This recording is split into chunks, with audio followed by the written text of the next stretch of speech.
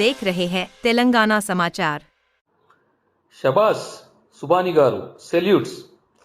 వస్తే 10 మందిని పోతే వాళ్లతో పాటు నేను అంటూ వరదల్లో బ్రిడ్జిపై చిక్కుకున్న 10 మందిని అత్యంత సాహసోపేతంగా జేసీబీతో వెళ్లి కాపాడి సురక్షితంగా తీసుకువచ్చిన సుబాని గారు.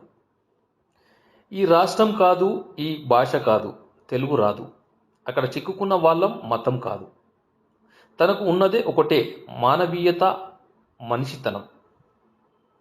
అధికార యంత్రాంగం విఫలమైన చోట, పట్టించుకోని చోట భయాందోళనలతో అల్లాడుతున్న వారి ప్రాణాలు కాపాడి మనిషితనం ఇంకా చావలేదని నిరూపించారు ఆయన.